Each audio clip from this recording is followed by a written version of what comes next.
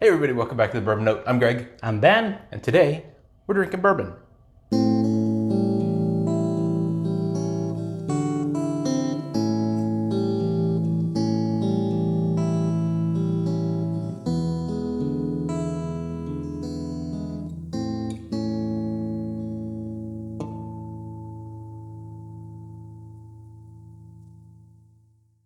All right, Ben, I am really looking forward to this one. We've been fans of We've been fans of the distillery. the couple that we've had, yeah. We found a wheat whiskey, which is like one of my favorite things ever. And we tried that, loved it. Mm-hmm. Then we found their regular bourbon. Loved it. And And so now now we've it's got- the best of both worlds. Bam! This is Old Elk Wheated Bourbon.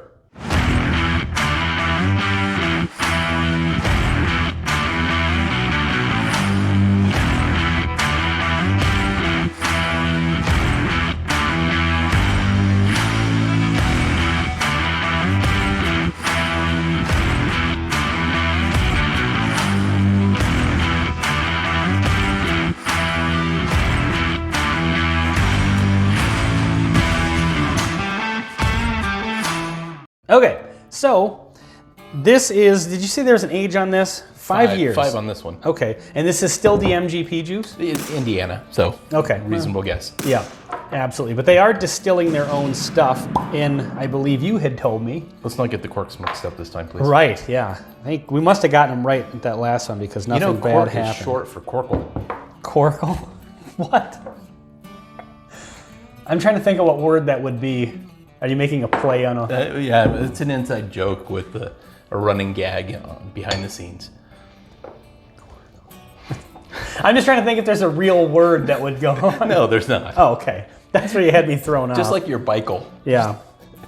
I saw a meme. It said bike is short for bicycle, and rat is short for Rathu. Which I thought were funny, and he didn't. And Not even remotely. if you've ever listened to Greg's jokes, you can see how I would be insulted by his lack of laughter. Oh, that smells good. All right, so what do we have here? Probably it's a similar wheated whiskey that we've had several times with MGP from other distilleries. But Yeah, what have we had that's a wheated bourbon from MGP? I can't really think of them off the top of my head. I know we've had some. one, but I'm trying to think. But we think Old Elk gets their own barrels and they do their own blending. Yeah, So probably. it's somewhat custom to them. I'm getting that ever since we learned of this flavor note, and I don't think this is power of suggestion. I think after sampling and reviewing well over 160 or 70 bourbons, you kind of get somewhat beyond that. Sure. I get that bubblegum note on Really? on wheated I stuff. was curious because we definitely got it on the wheated whiskey. Yeah, This and is I really- remember particularly on that, and so maybe this is Yeah. within the same ballpark. Now I don't get that on all wheaters though. I don't get that off of Maker's Oh, products. not at all. Right. Don't get it off of Larceny, but there's a handful of them. Getting an that interesting shows up. toffee note on here. Like, it has a 5-year age statement, but it actually looks dark, but sometimes the light in the studio and Yeah. bottle, but it kind of looks dark, and so I'm curious if it has that chocolatey kind of molassesy kind of. Well, let's find out. Let's find out.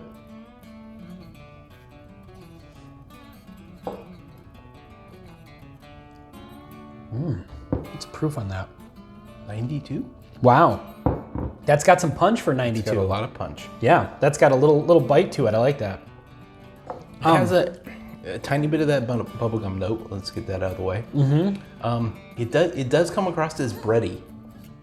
Yeah. Like there is a little bit of That's a very almond common- shortbread. common wheater. It's a wheater kind of thing. Yeah. Biscotti, maybe. But then there is a little bit of the maturity from the oak and the char.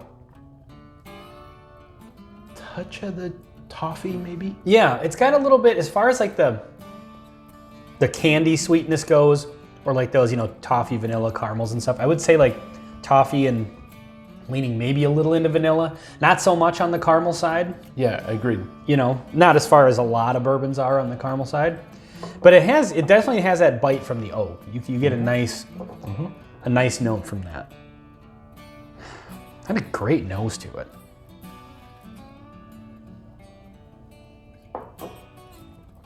Remember the price on this? Maybe 45? Not bad. Yeah, that's not bad at all. It could have been $49.99. Yeah. Okay. Maybe $50. I think that this is a good all-around bourbon where we've had this before where sometimes it'll fall into that category of this is just kind of would easily be a crowd pleaser. Yeah. Like I think you can bust this out in mixed company of people of varying, taste profiles and preferences and stuff like that. It's sweet, but it's not too sweet. Yeah, and it's got a little bit of that oak that kind of cuts down the overly sweet, aspect that some people are turned off by. Yeah. Now, obviously, it's a wheated bourbon, so you're not getting that rye kick. So if you're really, a super hardcore, high rye bourbon fan or something like that, I guess maybe. Yeah, it probably isn't going to scratch that. But it's still a great bourbon overall. If you like bourbon in general, I think you're definitely going to like this. And at 92 proof, it's nice. I mean, it's not like, it's got a lot of flavor, but it's not, overwhelming as far as, the proof point. It's not going to, you can have a couple of these, You're getting out another Glen here. Yeah, I've always wanted to do this, and now it's time to do it. Does it have anything to do with the whiskey that's over my shoulder here? So what's the difference between the wheated bourbon and the wheated whiskey? And what do they taste like when you mix them together? Oh, that's just Let's obscene. find out. All right, bam. So this is the Old Elk straight wheat whiskey. And to be honest, I'm excited about having a refresher on this because the only time I've had this was when we did the review of it. So cork is short for Corkle.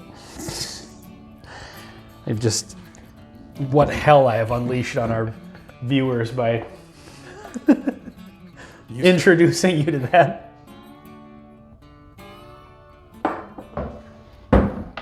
I need to pour a little bit more of the bourbon, I think, here. Okay. All right, so the specs. Just to have a fair. I sure think that says 100, but I can't read it. It's really small. Let's see. I think it says 6 years on the back, and I think it says 50%. It's 100 proof. Yeah. Hey, by the way, are my eyes all screwed up? I went to the eye doctor today and they dilated only one pupil. That's disturbing. Is it still like that? Yeah, that's crazy. It's weird. Okay, so this is anyway, sorry. Oh, at least it says wheat on this one. Okay. So I'm gonna take another sip off the wheated. No, I'm gonna go in for, because I just got some water, so I'm gonna go in for the wheat whiskey here. All right, wheat whiskey. Look for the bubble gum.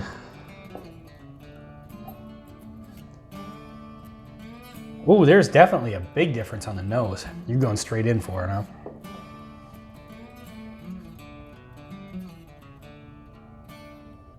Like, this just drinks like such an interesting whiskey. It is. On the nose, it comes across as a little softer.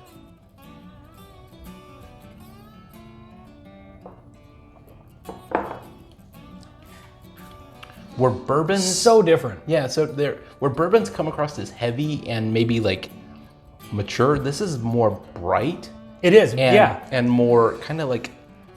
If you were to blind these and ask me which one was the 100 proofer, I might say the bourbon Yeah, was. totally. I mean, they're not that far apart, 92 and 100, but.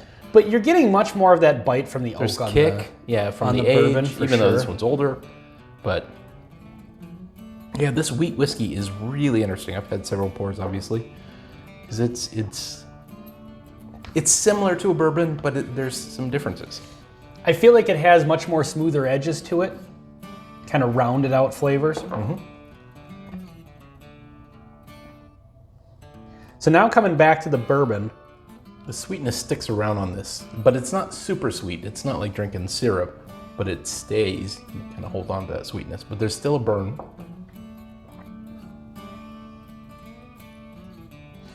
wow, that changed the profile of the bourbon. 'Cause I didn't do water in between them. Oh. Yeah, the bourbon gives me more of the toffee kind of. Getting a little more of the proof kick now at the 100 proof point. This bourbon is coming across as a little more classic bourbon now. You know, you kind of veer away from that profile with the wheat whiskey and then come back to it's like, oh yeah, okay. Yeah.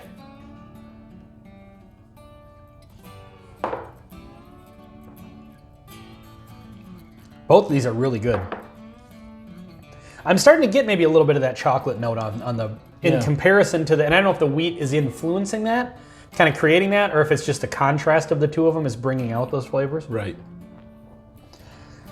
Yeah, this wheat whiskey is interesting. It is. We don't know the mash bill on this. I mean, it's probably not super high wheat, but there's a fair amount of wheat in it.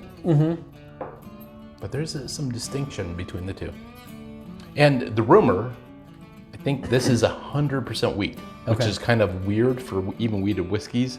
They have a requirement of, I think, 80%.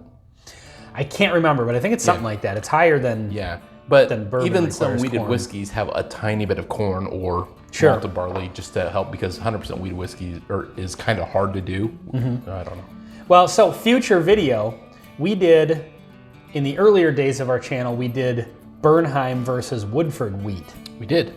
And those were both really good. You know, So I last think, night, I actually killed that bottle of Bernheim. Did you really? Yeah, finally. Thanks. That's Well, all I've been I've been meaning to get one of those anyway. It's 7-year it's wheat whiskey. It's great. like $28. It is I don't know absolutely why I don't have one on the shelf, Yeah. honestly, at this point. All right. Well, these are both really good. Definitely worth the buy at that sub 50, Yeah, 50 to I totally sub agree. 50. Yep. Yeah, for sure. All right. All right, let's go for the blend. I'm a little bit concerned about this because they're similar, but there's some difference. Those are the funnest ones to blend. You know, it's Add just a little bit of like bubble gum and chocolate. Two flavors that probably don't need to go together, but here we do. Here we go. I don't really know what I'm getting on the nose. There's hint of like more mature like cherry, but it doesn't come across on the taste. Like it's just a little hint of. But we like, don't know that yet on the blend. Well, that's true. Let's figure it out.